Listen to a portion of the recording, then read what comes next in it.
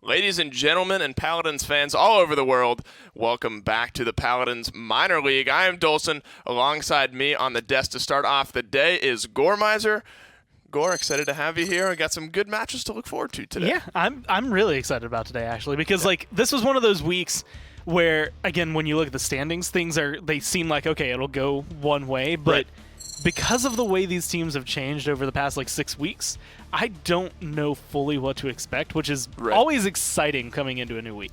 Right, it's always nice with a little uncertainty coming into it. We'll take a quick look at the standings and see kind of how these teams we'll see today are broken out. You can see Clown Fiesta starting the day, as well as Sour Team both at 4-1. Then Hussars and All Business down in 3-4 at 1-4 apiece. And I think we'll see the schedule in a minute as well. I think all these teams are kind of playing each other. Let's take a quick look at the NA standings as well. And I think, and it is very similar to the way EU is broken out. Ferocity and Nation of Power both at 4-1, and then Zenith and Bork down at 1-4 as well. So both regions kind of mirroring each other at this point. The one thing that caught me off guard, and I feel like Europe is always the region that ends up doing this. I don't know why, but not only was it 4-1, 4-1, 1-4, 1-4, but it was 9-7, -7, -9. It's just the same numbers mirrored. What do they mean? What do the numbers mean? The numbers, Mason. Let's take a look at the schedule for today and see what games we're going to get into. All Business Sour Team going to start off the day.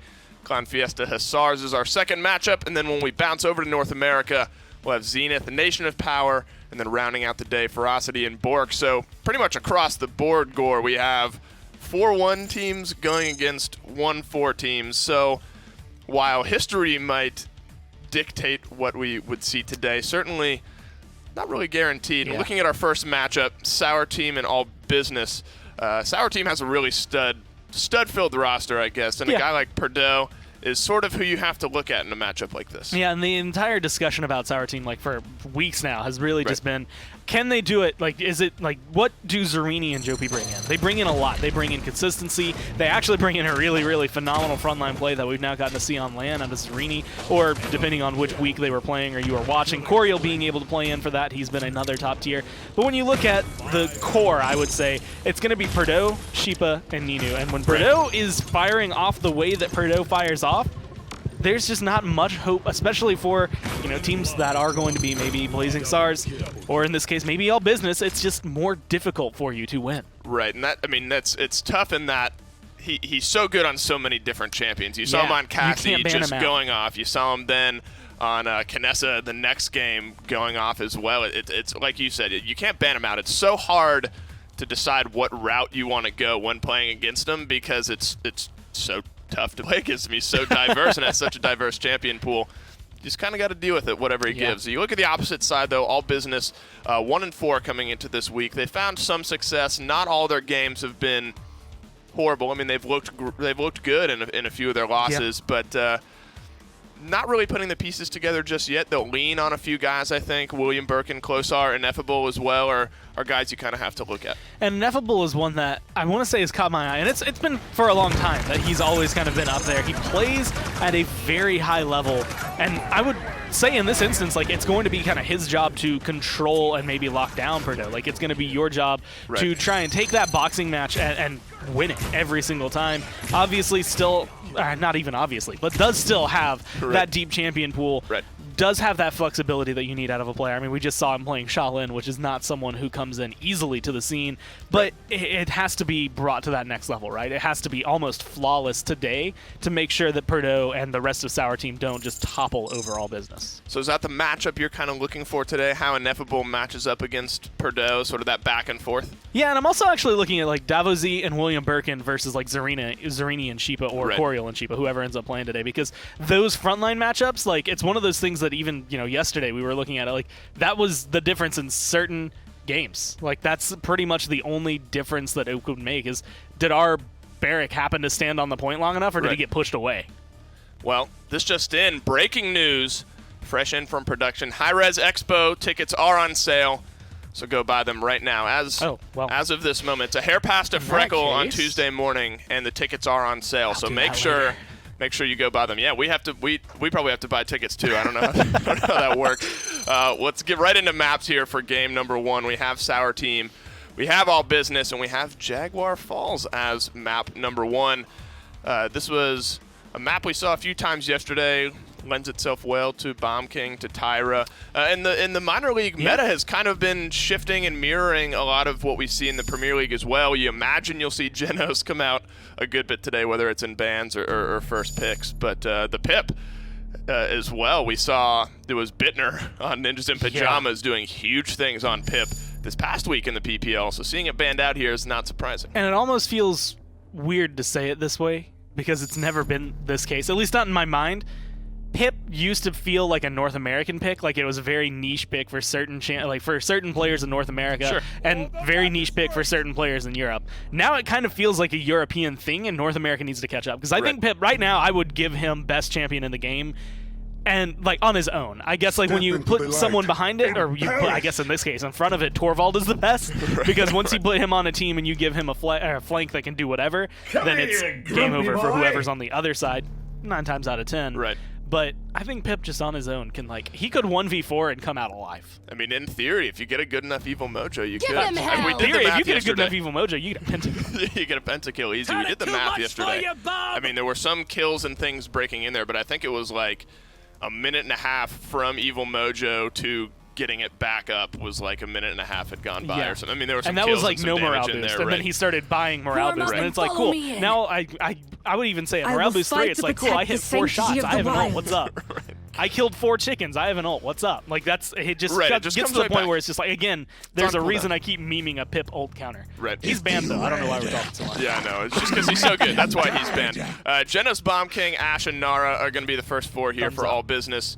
Khan, Tyra, Barrick, Grok coming out here as well for Sour Team. Also thumbs up. Also thumbs up? Yeah. I like both of these lineups. I think Sour Team, like, and this is one of those things, I've said it in the past, All Business, you could take this lineup, you could pluck it out and put it on a different map and it would still work. Sour Teams, you couldn't, but that's because it's a very Jaguar Falls-centric kind of matchup and picks that come through. Tyra, Grok are really, really good on this map. You had actually mentioned Tyra earlier, and having that damage amp on a Grok who's going to get shock pulses all over the place, it means that Genos specifically isn't going to really ever be out of damage. He's always going to be in danger of getting hit by something. On the opposite side, though, you got to be careful about Genos, Bomb King, especially with a Xin in the mix as well. Sour Team are going to be looking to make their record 5-1 and start it off in a big way. All Business looking to get some momentum. Let's send it down to the casters to get this day started.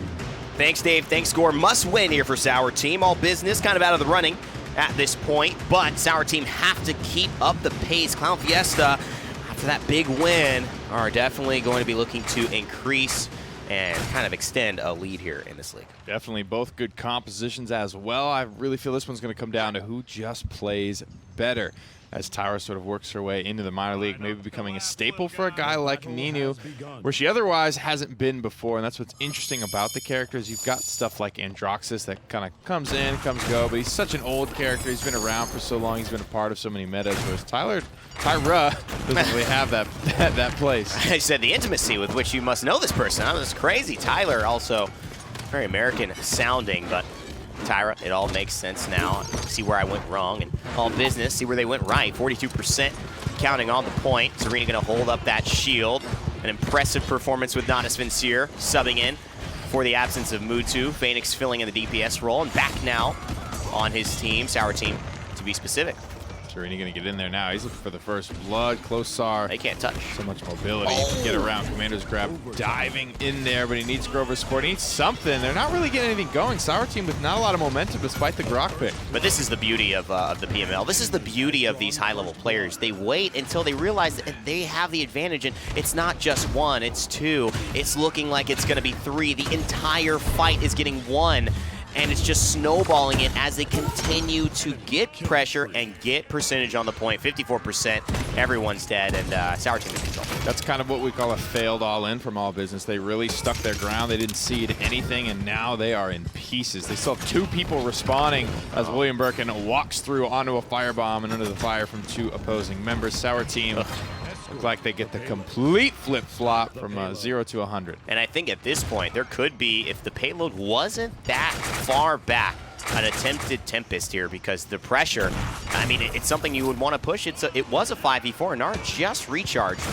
And This Grok doing so much good work. Birdo, one of the consistent Grok players in the PML. Definitely. He certainly loves this character. It's been a bit of a...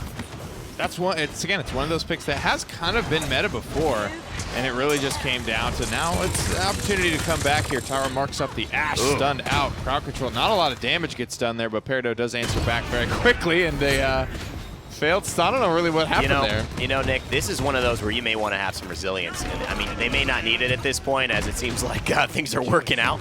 But you got a Seismic Crash, you got Grumpy Bombs, you got King Bombs, you've got Ashe Assert Dominance. There's a lot of stun potential here. Void Grip. A lot of big bodies moving around. Yeah. Oh my goodness gracious. And Zarini is going to keep it going for his boys back. Let's see what he learned from Na'Vi. Playing kind of now that aggro tank role for the boys. And Domesha will be the only thing available for Sour Team if they want to keep this going. And this is a momentum-heavy composition, so I imagine they are going to try to keep hold of what they've got. And right now, William Birkin just in the Warder's field, trying to get as much damage reduction as possible, as much crowd control through time and space. It's going to pick up Ninu. That's a big one, but Zarini's still here. Battle Shot as well. Shiba going to rocket boots away. Jopi gets stunned, but he's getting in the healing of the Grok Totem, and it's just not enough. Coriol will clean that up, but meanwhile, William Birkin's still under pressure. Coriol having to take that frontline role, and they will. Ineffable with a double. It's going to stall out what was a very successful offense. Still 40 seconds left. 60 on the Overpower, 85 on the Whirlwind. All good things that could be used to just get this push going. Closar moves out to slow him down a little bit. 4-0 for Shiba. I don't know how he managed to skate out of there. 5-1 for Zarini. Ninu 0-2. Hopefully he can get something going here and grab a couple of these kills. Closar 0-3 as well, so all of these guys with a lot to do. There it is. Nice block. Beautiful, and he was CC immune as well, so he just kept on flying. That was a nice play from Birdo. A big stun coming through and a knockoff Shiba. He goes flying, and now though William Birkin is under fire. Closar crippled, cannot go into the billow, and that means he is dead to rights. Birdo cleans him up with a shock pulse, and this one looks like it's going to go through. There is still Coriol standing, but he doesn't have the assert dominance. It's going to be a push for Sour Team. Trying to get in there and dance around the shield, but there's just too many people from Sour Team on both sides of it. He would have taken a ton of damage either way. Great stuff there, Sour Team. It's one of the absolute benefits of Grok is that ultimate just can be used so liberally, so freely. It's already back to 60%, and that's what initiated that final team fight. I mean, there's basically no less time than the window that Peridot had to get that charged up after his ultimate. Great stuff there. Keeping that momentum. They gotta shut this one out early. And I like this too, Nick. I mean, the close and personal, not a card that's been in the traditional style of Khan, but we haven't seen Vortex Grip be the traditional style of Khan. Yeah, it was like picked like a week or two, and then people started to go kind of back to Storm of Bullets, picking that up for their boys. And I don't know. It's an interesting choice. I like both. To be honest, I think there is definitely merit for the stun, especially if you're lacking other crowd control, you know what I mean? Like, there's really nothing else there in terms of hard CC and or setup. It's a very paltry knockback there onto Connor. Very confident. Shield. Definitely. I would have said, am I going to get knocked off here? I'm not sure. He clearly has had that situation before. And I'm not sure if he just trusted it because there's a difference in knockback if you're on a mount, or if there's just a... Does he have any level of resilience at this point? Let's see that. Items here coming up. It does. He has resilience 1, but still. Maybe check the loadout. Ashe may not have a lot of knockback distance on the shoulder bash, which you can augment. That's not a very common one. I think, if anything, if people are running extra knockback, it's usually on the right click. And, you know, with that, Zarini's like, that's actually, you know, that's information Zarini has. And so he can just look at that.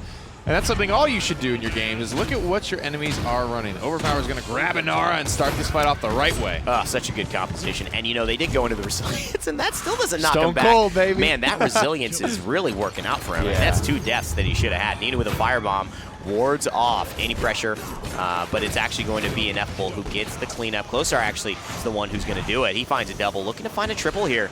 And the Grover knocked back, and this time, the jukes. It is so good. This is Zarini just dominating 3-0, but Closar steps in, and he gets the win, and here's a Seismic Crash. This should be all business's point. Oh, yeah, Evan, there's a lot of ultimates to work with here. All business go ahead and grab it, and even if they didn't get it there, they still had a King Bomb they were sitting on.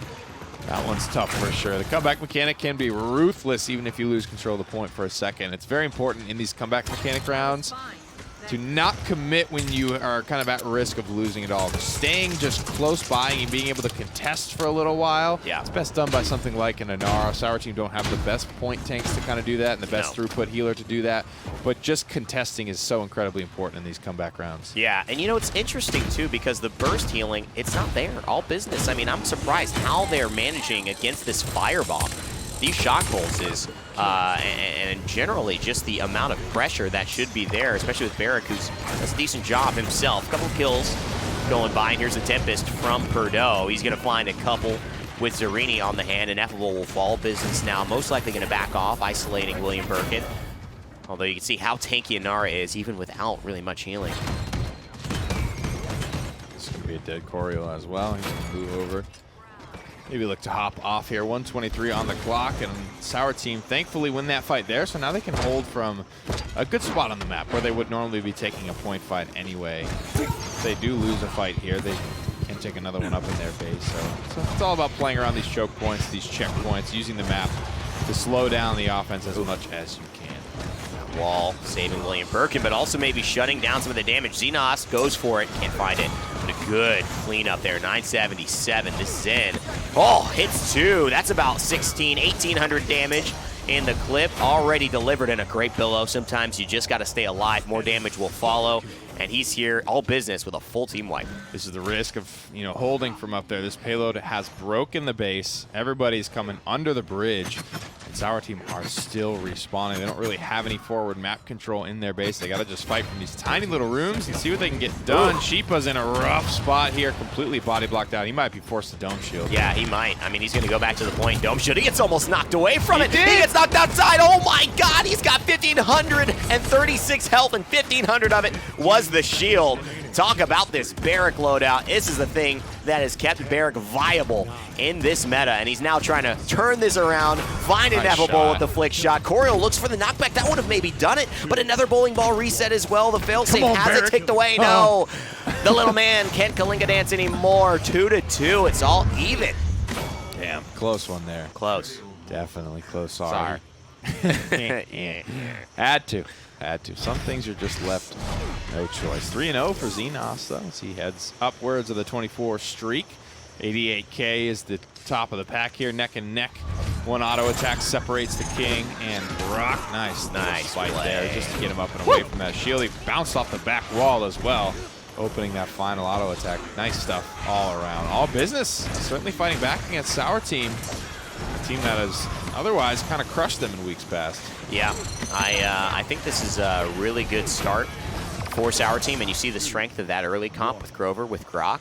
But, you know, this will start to fall off a little bit, and especially with the damage, Closar and Ineffable have the potential to carry this game no matter who's on it. I mean, Bomb King and Zen, two of the best things to pair with Damage Amp, and they've got both of them. So they have to be very wary about this. Closar already on an 8 streak, looking to make it 9, and Sheepa gets isolated again. This is the same matchup that Closar won, and Sheepa's going to back it off. Perdo's there. Hopefully there's a totem for him.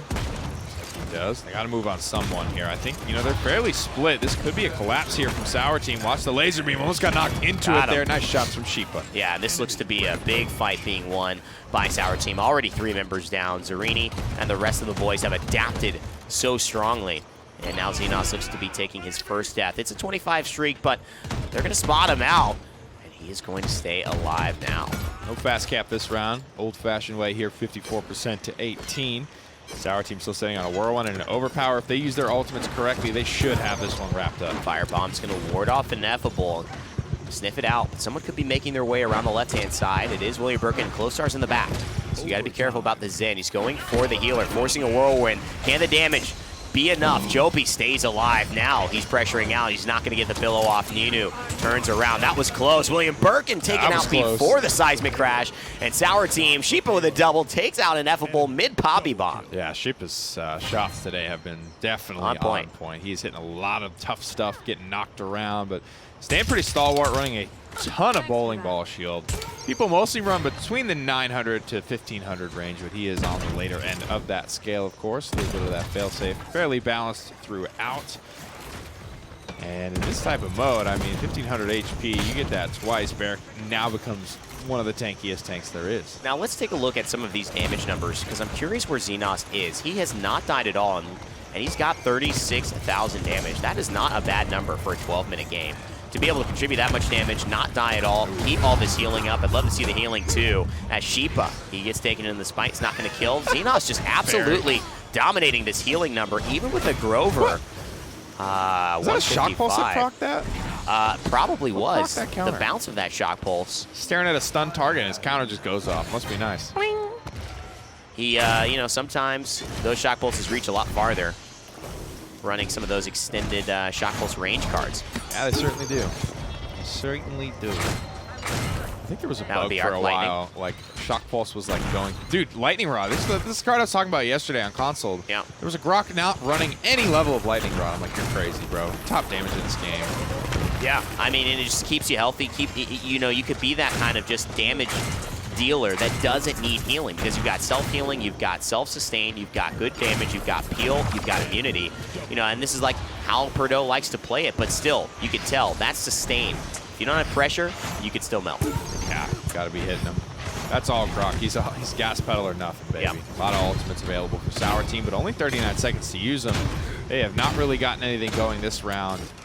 And in rounds past, it's been the Tempest. We're getting to that point where COT 3 is going to be coming online, and Tempest becomes a much less effective tool for Sheepa or Peridot to just kind of fly around and stay alive. He's going to be very susceptible to being blown up out of the air. Look at all those COT 3s. Three of them on the board. But he takes so much damage. He's just trying to stay alive, but Coriel's going to find Purdue. Cauterize is just too much. There's no amount of healing that's going to sustain this burst. Xenos is very low. He could go down, and he will for the first time in 30 eliminations. Let's see what this means for the game, as it is still overtime, about to tick away, and Ninu with the tracking.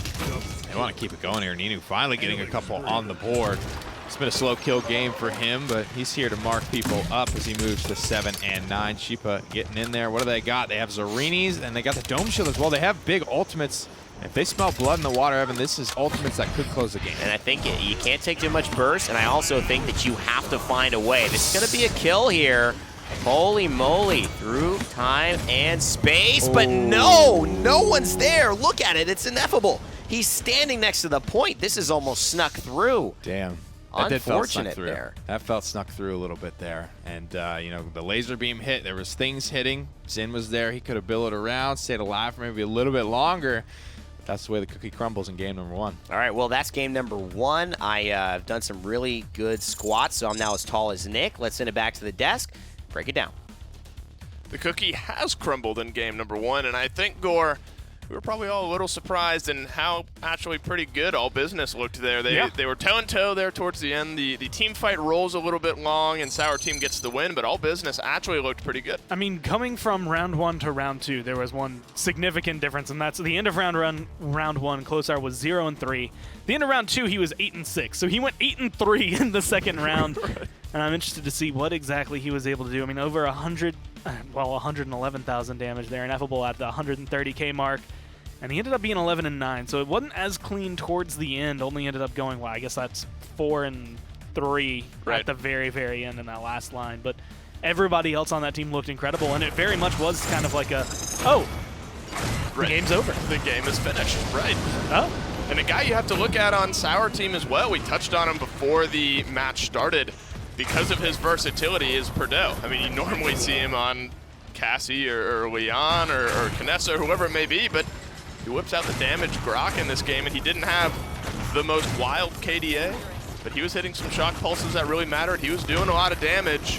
He was tough to deal with this time. And it comes down to, I mean, one of the things Nick was talking about, where it's Arc Lightning, which increases the range that your shock pulse can bounce between people, so you're going to be able to hit it a lot more often. Right. And then Lightning Rod, I think I might have these reversed. Can't remember whether or not I do. But then the other one heals you for a pretty decent chunk every time. Lightning Rod heals you. Because yeah, it's the Arc guy Lightning is the one and that the art bounces is around. him like holding up the rod into the storm and getting healed but on it. It was one of those things when you hit that shock pulse, and he did for a majority of that last fight, the last close we really got to see, it was phenomenal. Right. And what I wrote down at one point was like, man, this Grok seems kind of hit or miss. Like almost every time before that, if you switch to Purdue, you would either see like he's either getting a kill and doing damage, or his shock pulse misses and he just has to back off. And it's just like that amount of pressure comes down really from just one ability. Can you hit it, and can it help you hit the gas pedal that your team really needs?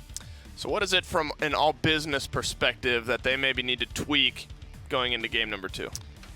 Honestly, I mean, they played well. Yeah, they played well. They made, I think there were 2 issues that entire time, and both of them were the reason they lost the point. It was just Sour Team played it in a way where they were like, we're going to let you come to us. Like, we're going to make you make the mistake, and then we'll see, like, if you get impatient, maybe you want to get into the fight a little bit more, maybe you want to find a kill, and then we're going to kill one of you. Right. And then we're going to move in because now it's a 5v4 and we're going to kill another one. And then it's a 5v3. And like it almost felt like every time All Business lost the point, it was just because Sour Team were prepared for a second fight and were able to take it. Right. Well, Sour Team's a hard team to play against. I mean, they are pretty consistently, I mean, they got good chemistry. They have Zarini back now. Actually, we noticed this. Zarini playing on Sour Team back from the PPL, and then Corio actually flipping sides over to the all-business side of things. And he played pretty well last game as well. Somebody you have to keep an eye on. The Leon, the Torvald going to get banned out. Pip again getting banned here on the side of Sour Team, as well as the Makoa. It's a pretty standard first 4 there. I mean, I think both lineups, I don't think either team will think that they lost that game in picks and bans last. There was no pick that really fell flat. There was no, champion that maybe should just not have been played at all. So I think both teams will probably feel okay. One thing you have to look at, though, is Sheepa on this barrack. Yes. He was hitting all of his shots. He had so much impact on that last game. So getting him back on that barrack, I think, is a win here for Sour Team. And I'm slipping on the health card, whatever it's called for Barrack, but he was running it at level 4, so he was sitting there, not even level 4, he was running it at level 3, which gives you like 400 plus HP more. So he was sitting around 3850, so 450 more health than a Barrack normally has, plus all of the bowling ball 5 shield. So it's like, it's one of those things like a 3400 health Barrack plus the bowling ball shield and reset is going to be very tanky and difficult to deal with. Then you add on the fact that he's giving himself at least another shot depending on the carry, or 2 shots depending on the front line. He's just going to live in a lot of these like 1v1, maybe even 2v1 scenarios. It helps when you hit most of your shots. And he was doing just that. He chunks too. He does chunk. You're going to get Perdo back onto Cassie here. So that's another win here for Sour Team. But Bomb King Genos, that was a stack that maybe didn't make a huge splash in last game, but is definitely a potent combination that you have to look out for. And then Eevee as well coming out here with the Genos as well. So really good 5 there from All Business. And what I really like is that they have, like, the Ashcon aggression is going to be able to buy some space for the Bomb King. And Eevee Genos is just a solid combination. I'm sure, like, it's one of those things that we've mentioned it in the last couple of weeks, but she just gets a little tankier. It's a little harder to kill her overall, even though she only has 1800 health. And because of that, and especially because of the damage boost, people like Cassie have to be a little more scared. And you got Drogos on the opposite side as well, so lots of damage coming in. Do you give it to All Business or Sour Team? I'm honestly feeling All Business a little more here. All right. Well, Gore's giving it to All Business. Sour Team, though, are the ones with a win in their back pocket. Serpent Beach is map number 2, and Evan and Nick are your casters. Still. Dang it. I do love you. Still. It's a great line. Lionel Richie. If you haven't heard that song. I don't know why I was thinking about Moulin Rouge. I definitely think I could see that, but he has a famous little, like, still. Like, it's so funny the way he says it. Still. I can't. It's just like drama. It's drama at the end. And then the little piano comes in. But there's still drama in this set. I think the potential for, a classic, it's brewing. These two teams have definitely battled. And Glowstar trying to do his thing on the Eevee. But Ninu already finds the first kill. Yeah, a lot of aggression coming into this Drogos. Now he's hunting. Looking for a big opener here. Fire spit, that'll do, Pig, that'll do. Oh, baby! One, almost gets the second onto the ice block. Coming out of that one would have been dangerous.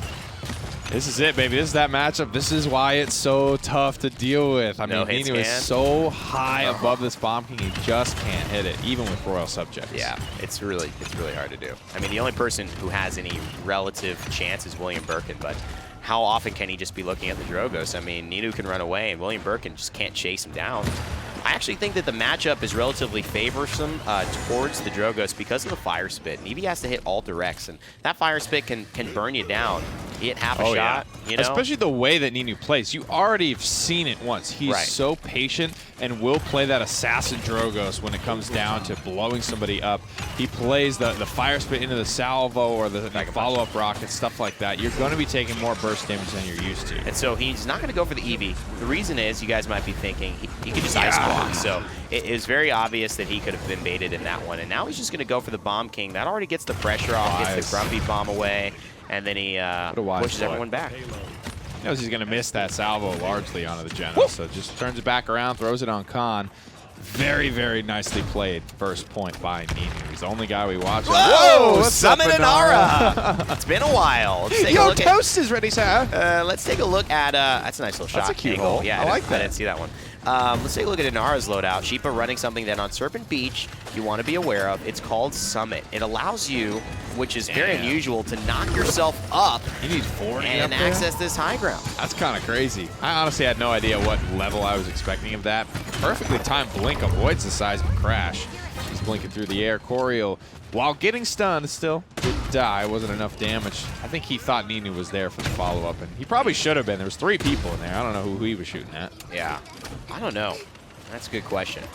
And again, to go back to your statement, I don't know if 4 is needed. I just don't think 4 is pretty guaranteed to be able to get you. I think like right here you could get probably 3 and do it next to the wall. But why, man? I mean, I like going 5 on this bad boy. It's just that much fun. All in, brother. All in. All up. It's a nice mid-air rocket, so that puts Klosar out of contest. This one's going to do a slight little knockback there, but Oriel's just going to fall. Very content. Good for the support. Going to find pretty decent damage in the back there. 29%. Khan looking for these last couple of shots here. 2 for 1. Zarini gets flipped back into a Grumpy Bomb. Tough spot to be. Void Grip up as well, but not before he got his bowling ball shield. Dear God. Yeah, I mean, this is, you can see there's a lot of power if people can shoot at you at that moment, but if you're under pressure, you know, that Vortex Grip almost puts you under more pressure, and he misses. Zarini with a nice dodge. William Birkin can't quite get the ult off. He's panicking. He knows he has to come right into that Dome Shield. That's still doing good damage, Dome Shield. You can't sleep on the amount of hurt it's going to put on Koro. I mean, look at that. He's basically dead as soon as the Dome Shield drops. 29 seconds. Nara, look at this. She's just dancing here, knowing she can test from the spot as well. Min-maxing to the extreme. And now Ineffable's in trouble. I mean, this is a matchup Nara should win. He misses a couple shots. But they get what they came for. Yeah, but they get what they came for. Could have easily won that one. He just needed to hit those last few pellets. 675 and one, you know, burst round for Nara. It's nothing to laugh at. Yeah, the difference this Damba is making, too. I mean, especially in round 1, that type of just like, I'm pouring healing into this barrack, even though he's void gripped. He's getting stunned, flipped, poked out, and like his health bar just isn't moving. He doesn't have any damage reduction. He doesn't have anything. That's all Joppy, just keeping him alive, keeping him safe. And we talk about hit scan being the easiest way to hit Drogos in the air, and guess who's got hit scan? Actually, his own healer, Maldamba. The Mending Spirit's doing a good job of keeping Ninu in that 5-0 slot right now. His POV is pretty important here to start this game because he's been the one who's been deciding a lot of these earlier fights, and also somebody who may be going for a flank. So it'll be interesting to see how he uses this Dragon Punch and kind of already puts the damage into Coriel. Half health, forcing a lot of resources. On Battle Shot, he knows there's just nobody I can get right now, but he forces them off, essentially, the high ground. Isolates William Birkin. He's just okay to make these, like, you know, kind of smarter decisions, poking out the Bomb King early, and now forcing that to be called off as well. Both the Blaster Ultimates not going to find a home. I mean, it's a huge win, right? Because they still keep control. Now Coriel's isolated. Every single member on the side of All Business has not been able to really fight as a team because of all these threats. There it is. EV blinks in, looks for some pressure on the Barrack.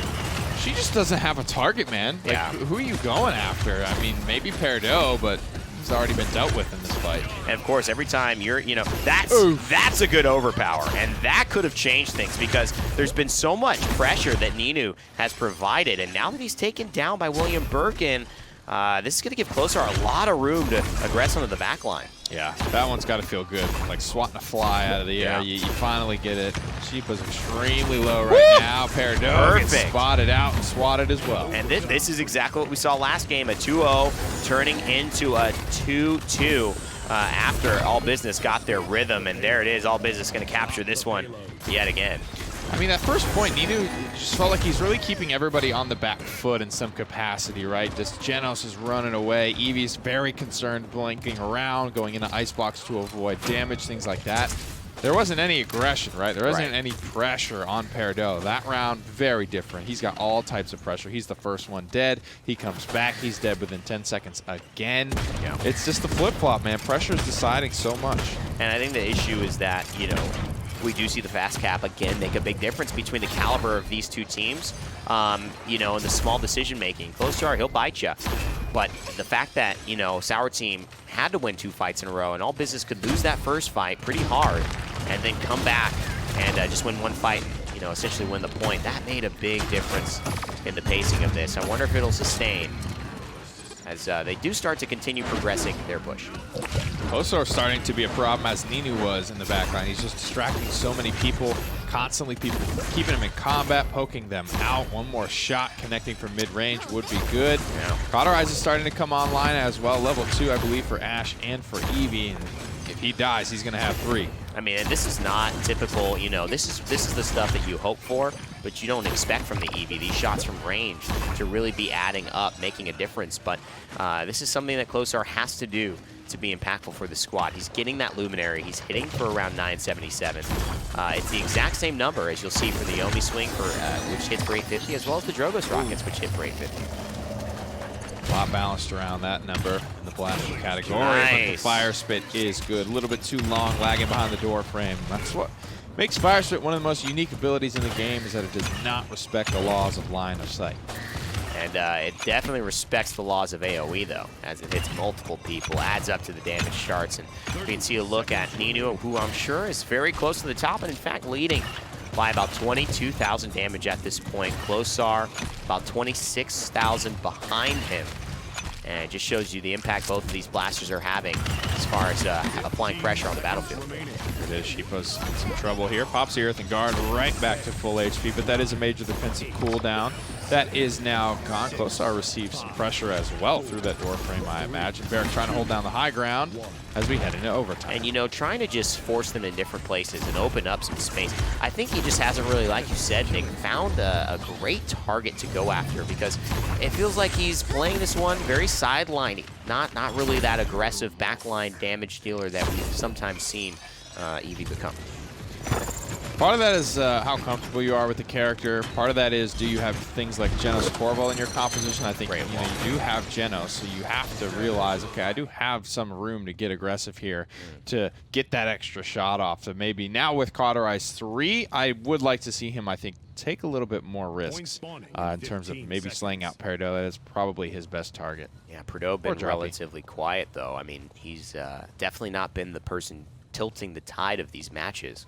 It's been Ninu right now, and or at least in this game, because he's 5-4. Peridot been dying a bit, but Ninu only that 1 death that we saw, and that was the result of not really winning that point. So we'll see. He's going to take the left side this time and kind of preempt where he knows people will be. This angle right here is so important, but he's got to find a better target.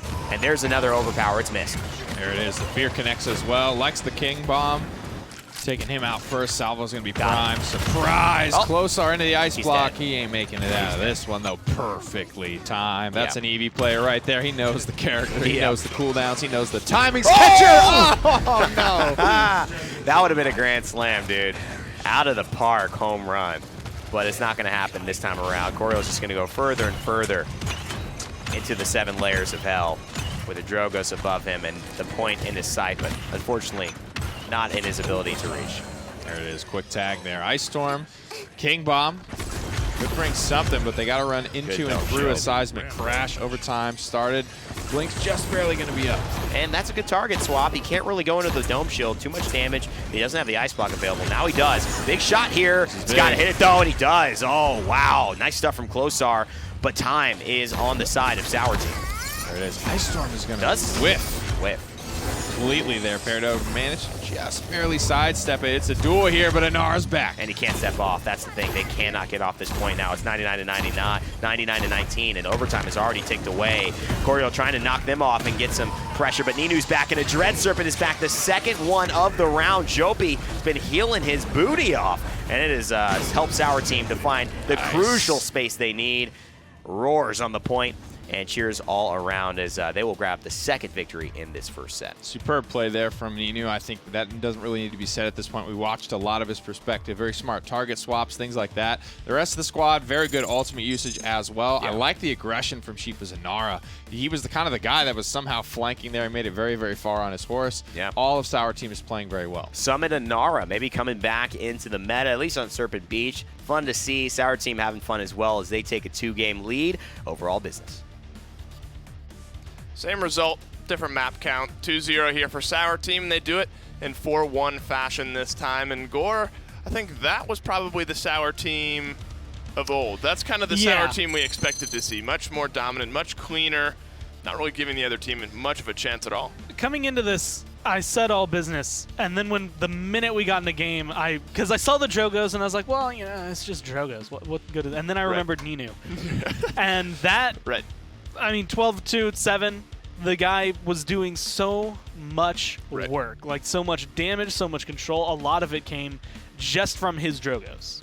And he was, that last point fight specifically, he was really a driving force in that he got so aggressive. He knew that all Business were kind of on the back side of that upper ground behind the waterfall there, and does this every single time. I mean, the heads were so turned from All Business that Ninu was able to fly around, find the angles, and essentially just fly above All Business the entire game without much fear. And there was a lot that went well for them. First off, his ability to fling around and a Dragon Punch is something that you don't get to see too often. That was one at actually the very last fight. He's going, he jumps over, or flies over the con, goes for the Bomb King of the BAP. Bomb King Poppy bombs over him, and Ninu just hits the full 180 to go find and hit that guy one more time. Still finds the kill, and that was after kind of not being quite able to get off his Dragon Punch early on. And I actually think it is exactly this ult where it comes through right over the con and flicked. Yeah, wow. Like, not many people turn that fast in that ult. I need a wrist brace if I were to try to rotate my hand that fast. No, I can't do that. But, I mean, we talk about Perdo being a guy that you can't really ban out. Ninu as well. Yeah. He can play Bomb King. He can play any of the blasters, Eevee, Drogos. I mean, across the board, he's going to succeed on essentially any blaster that you give him. So that's really tough for All Business to look at as well. But now All Business are back in the driver's seat. They can choose what map they want to go to. They haven't looked bad by any means today. It's just tweaking some of the team fights and maybe their composition a little bit. I think there were two things in that game, though, that tell me Sour Team is ahead of All Business, and that's why this is going to be a very crucial point for them. Right. And it is again in the front line because Zarini was playing Barrack that time. Sheepa did it the first game. That time Zarini picks it up, and Zarini was doing kind of like what we saw out of Alex on NIP this last week, where it's just he's getting kills galore. He's on a big streak. Like there's no reason he should be living that long, doing that much damage, and getting the kills he's getting, but he's doing it. And so that created a lot of space. And then Sheepa was running Summit Anara, which is something you don't normally get. It was only Summit 4 instead of Summit 5, but it's the 1200 knock-up whenever you throw that wall underneath you. And that's such a big thing for Serpent Beach and for maps like that, because you never think of, oh, this Anara is going to get in my face. Like, she's going to be the point tank. Sheepa was getting in their face and causing a lot of trouble for them as this Anara. Just that amount of frontline pressure throws the rest of your game plan kind of out the window when you now have to deal with an Anara who's not only standing on the point, but actually getting aggressive. Ice Mines is where we're headed for game number 3. Pip and Bomb King are out thanks to Sour Team. Torvald and Makoa, thanks to All Business, are going to get taken out here. So the Bomb King is off the board. We've seen Drogos played a good bit here on Ice Mines, the combustible Drogos instead of the Worm Jets. And we saw last game that Ninu can play Drogo. So maybe Sour Team looking to go that route. All Business as well, though. They have 5 picks, but Khan is going to be the first one off the board here. What I really like is the way they approach this fight, or I guess fight, the picks and bans fight that there is, right? The pre-game fight. And that's that they recognize, man, Bomb King's been causing a lot of, like, not enough trouble that we're worried about it, but if we're going to give you a blaster on this map that's going to be consistent, it's Bomb King. So if we scoop him away and then maybe go for a Drogos, maybe reach further in our pocket, or maybe pull out the Grok again. I will fight to we'll see protect how the they go, or sanctity of the wild. go for the triple frontline, which triple frontline it is. And as much as I hate to say it, it works on this map. It pains me because those two things, when they come hand in hand, that means that it's a 22-minute game. Right. it works on this map. We've seen it from NIP. We've seen it from Sour Team. Like European teams love this map. Choose your words carefully, heathen. Kind of composition. For they are your last. But then you look at the flip side, you get Geno's Tyra on the side of All Business, which is a pretty impactful backline matchup. You got a lot of damage, so it's going to essentially be tons of damage going up against tons of health and shield on the opposite side. Drogos is going to be the route that they end up going. So Ninu probably getting back onto his Drogos here. All Business looking to round out their lineup. Or, excuse me, Sour Team rounding out their lineup. They get the Grover, which is good. I mean, especially if you all fight around that Grover, you have triple front line, and you stay near the Grover. It's going to be a tough trio to deal with, but Fernando's going to be the one to round out the All Business lineup. What do you see here on both sides? I mean, if Ninu is hitting as hard as he did on Drogo's last game, I don't know if it's going to make a big difference that All Business have that extra damage dealer. Plus, Zarini was essentially playing Barrack like he was a DPS, so it doesn't make that big of a difference. But I'm wondering if All Business will have the wherewithal to maybe say, maybe we don't need Hunting Party. Like, maybe Hunting Party, like, and that damage isn't what we want. Maybe we go Burn Monster to literally burn down the front lines. Well, we hear that Zarini is actually going to be subbed out in this one. So Sour Team playing with a different sub this time, but they continued their success the last time Zarini was out and in the PPL. Looking to make it a clean 3-0 here on Ice Mines, the Sour Team. All Business need to get the reverse sweep started here as well. We're going to send it down to Ice Mines, or we're going to send it down to Nick and Evan. Thank you, guys. Time to get into Game 3 here. And it could all be all over for All Business if Sour Team grab the third. They do have Accentra coming in, playing the Inara for Zarini. Prudo will be on the ever-aggressive Khan. I wonder if he will go Storm of Bullets or the Vortex Grip.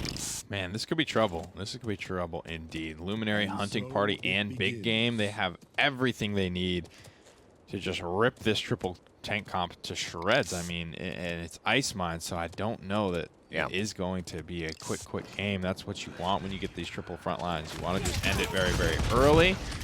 I will say, though, they are triple front. They have Overpower and they have Dragon Punch, so they might not have the most damage, but because of those ultimates, they will be able to kill people. I mean, and this looks like it's, I mean, if this point goes this way, again, it's definitely over. There's no way. There's no way this will happen. And what I think, you know, is so strong about the triple front line when you have a player like Ninu is that you just make sure no one really cares about it. You can't do much with the Dragon. You have to pay attention to these big, beefy bodies in front of you, and he's going to free fire. They are moving very nicely together. Close, I don't know how you take that much. Nice wall. There it is. Ash literally bounced off of it like it took the cool. Took the cooldown. That wall was so good. Sour Team, quick capture, 147 on the clock. I mean, I know it's your map, but I mean, that point was over, man. Now what you've done is you've snowballed. They're going to kill everyone slowly here. She's just trying to die faster because they realize this is an issue. Klosar, he's going to try to stay alive, but if he gets out of this, I'll be very surprised. Going for it, Peridot, forcing the battle shout. Shield's going to go up. Inara from the top rope is trying, but nobody can seem to lock that boy down, and he will slip the grasp for now. Good work from him. Biding his time, staying with angles, and waiting enough. And now returning the favor. Good damage there. And Accentra forced to back off. And this is the same issue. They kind of maybe bit a little bit more than they could chew. Klosar not going down as easily as they would have hoped, and now they're getting kind of staggered out here. So much damage. Something nice about like actually just disengaging. Whoa! CC immune Inara. You don't have to worry about knocking her further away from you. This poor guy just can't get away. He didn't even play. He had no control over this. No, unfortunately not. He got knocked there and back. Talk about, that's like the real manifestation of getting like knocked back in the last week. There and back again. There and back again. Bilbo Baggins. Drogo story. Beam's coming out, and it will come up empty-handed. 1 minute on the clock. Quick fire spit round the corner and back again there, mate. Good luck. Oh, good jump there. I was going to say good luck holding this high ground. Yeah, that was cool. But good jump. Good management of this moment. It's not easy. Dragon Punch could get utilized here, but I think they need some counter pressure so that it doesn't put him in too bad of a situation. There is the assert dominance. I think you just wait this one out. You got 40 seconds. That's a very early one. Overpower, actually, going to come through from Purdell, but he's getting really low. Nicely done there. Just shoulder charging to the side just to stay not out of contest of the ultimate there, but people are still dying. And Ineffable throws the firebomb. He's got all the tools in the kit to deal with this, but he still can't do it. One of the things I appreciate about Sour Team is the ability to know, what's the contest range. A lot of players, you'll get into a Paladins game, you'll see that payload, I gotta be right next to it. And some characters like Barrack, it might actually help because you can get body blocked by the payload and actually survive some extra things, but they're just staying out of the range. The firebomb, sure, it's warding off where the payload is, but they're still contesting. Wow. They ain't gonna stand on it. They are going for it. Closar's found his way to the high priority targets, but they've all found their way under the dome shield. Grover Rowan's going to go. They are hard committed for this conversion, and they are going to get it. I mean, this is what you need, right? You want to put them away early. And that was so ballsy. Yeah, and All Business don't even sacrifice. They use a lot of their ultimates too. They don't keep everything. I mean, what do they have? Through Time and Space and Scout. I mean. Oh wait, ow! You're right. That's terrible. That's terrible. They have nothing. And Sour Team have the Dragon Punch right now. Oh boy. So there's a lot that I think Sour Team have going for them. It was a smart decision. Big commit there from Sour Team. They're nearly there on the seismic crash as well. Yeah. 30% on the overpower tells me that probably missed something. I think it missed. No, there's no way. Because it hit way earlier. We've casted that fight at least 15 seconds so after he's got that. to just be 30 on the nose there. Dropping morale boost 3 after just one round. 11 streak for him. He'll be back up to full charge in no time. That'll be a fun ride to go on. Ineffable and the boys. Everybody at Cauterized 2 that started with it, so out or down, but not out. Now, I would say in the item. I feel like he's trying to isolate someone here very clearly. William Burke had already taken a lot of damage. Coriol, however, progressing on a Jopian, they have to fall back. This is good work by Coriol. If he can make it out, that's strong. And William Burke knows it's important, but he loses him already the wall. But Ineffable is here, and now the seismic crash. I like the decision. Oh, it's so close! 500, 600 health to his name, but he takes the bet, and he comes out on top. And he was outside of range, the Immortal, so he dies anyway here. Just a failure to use these ultimates properly. All Business had it. They had the gift. They had the free time and space kill onto Nita, the most dangerous member, with the most dangerous ultimate. That was the perfect way that fight could have gone, and they still didn't get it done. And it's not that it would have been over too, because Ninu died early enough, and they kept fighting that the Dragon Punch could have been coming in this engagement. Now he's just zoning. Now it's just worse. A bad thing turned into a worse thing. Except they can't go this way. The wall's coming, so okay. All right. I guess in the heat of the moment, it's hard to remember. But it seemed pretty obvious looking at it that the old bait and switch was occurring. Double fire spit. Wow. Thrust. Wait. Still didn't die. Wait. Oh, she ulted. Oh, got it. See, sometimes these ults, man, they make no noise on spectator. I'm just like, what? What just occurred? How do you even? I have to just look at these ult charge numbers and be like, okay, she ulted. You have to be a detective sometimes in our line of work. But it is always satisfying to solve the mystery of the crime. I see why Sherlock does it. We got the culprit now. Yeah. It's all figured out. I could easily be a detective, man, and find joy in it.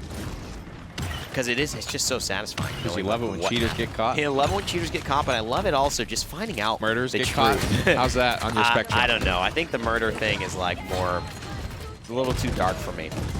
But so you want to solve solving who puzzles. Took the Happy Meal? I want to do the Independence. No, National Treasure kind of stuff. Oh, I could do that. Who took the Declaration Da Vinci of Independence? Code kind of thing where it's dangerous. Maybe someone's trying to kill me, but I'm not solving a murder intentionally. It's like, oh, it's such a big secret. Somebody died for it. I'm just caught in the middle of it. I'm caught in the middle. I don't know what to do. It's not like this man killed 80 people and you have to hunt him down and figure out where he's hiding. I'm like, oh, that's a little.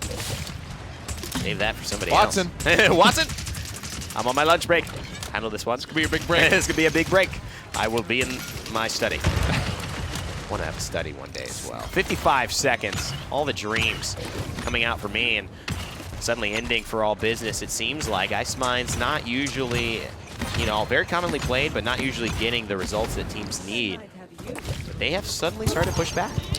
Sheep dead to a shoulder bash, and where this composition is going to struggle is pretty much where they got stalled here last round as well. Is once they really kind of break that corner and get out into the open, that's not quite at the All Business base. Yeah. They don't really have anyone. I mean, Drogos is not consistent from long range, and then they have 3 front lines, so they kind of just have to shoulder charge their way through. 20 seconds to do so. A lot of ultimates available. I'd be curious to see if this is a team fight that happens in the next round if this game doesn't end in this round. Yeah, he's dead. And that's the magical pick that might catalyze it. You know, Nick, one of the things we're not looking at is Grover and the ability for these range. I mean, it looks like, you know, we're looking at this pressure, we're looking at the Drogos, but I think Grover's contributing quite a bit to this. He scales very nicely in some of these long-range plays. But Klosar picks him off, and he gets the kill, so no healer trying to do an overtime push here on Ice Mines. That is risky. My goodness, that's tough. They're going for it. And they're still going to go for it. They have enough tankiness. And the Ash Ultimate, man, it's just such a Get her out of there. You know, it's such a blanket on the fire that was this push. They get her out of there. Oh my the stun God! is huge. Barrick does go down to the laser beam when it's all said and done. But that was, I mean, Accenture stuns have been right on the money to save a life. And they defend, so Sour Team gamble quite a bit, but in the same vein, they have the Dragon Punch still. Yeah, man. And they have Overpower and a Whirlwind. It's the same situation. I mean, all business And there's just a Scout. had to spend for that. No, we're in a worse position. And this is where we come back to last round was pretty much best case scenario for them in terms of an opener. Right. And they really didn't know what to do with it once they had it.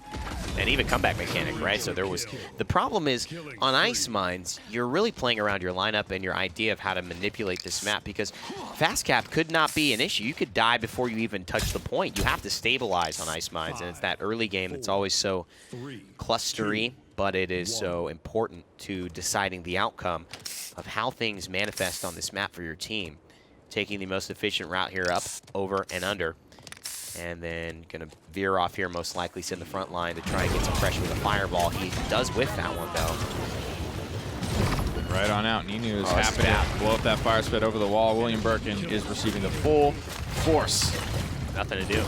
No overpower used just yet. Come on. Comes the Dragon Punch. That's good for one. That's 4 for 1. That should be it. Now Xenos. Haha, but the point is mine, idiots! Oh, boy. This man got clapped.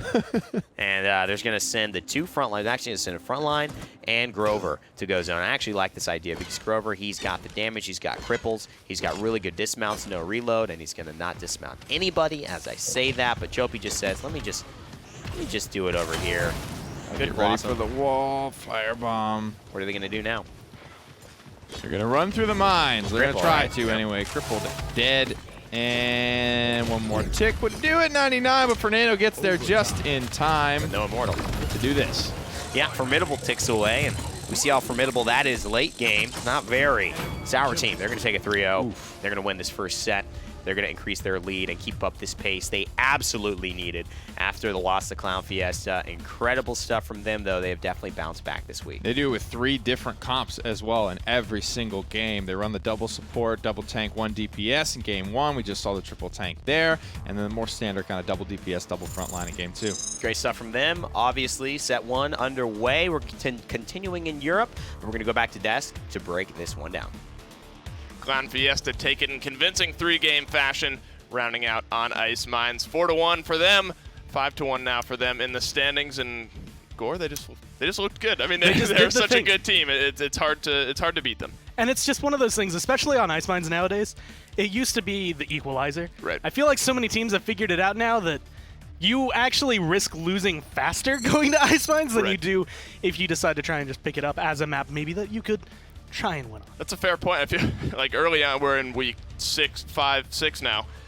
Looking back to week 2, Ice Mines would always go 4-3 or something along those lines, and now it's almost more rare to have it go that far.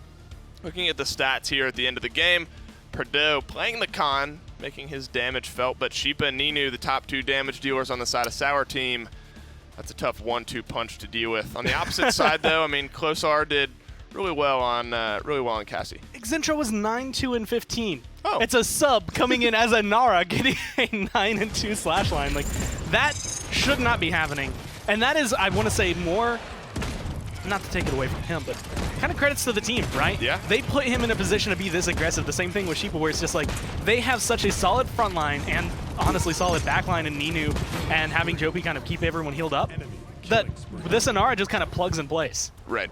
I think, you know how soccer teams out in Europe have an academy league? They have all the little football over in Europe. They have, you get the 10-year-old kids who are now in your farm league, and then by the time they're 16, they're potentially playing. I think Sour Team have a sub league where they just have 3 or 4 or 5 players at all times scrimming and preparing themselves to boost themselves up. We've got the Premier League, and when they need subs, they grab out of the minor league. Right. And then we've got the minor league, and when they need subs, they pull out of the Sour Team sub pool that has been training these like 30 players to be the best subs in the world. Right, their academy. But that's all they can do is they are the best subs in the world. They not mainstay yet.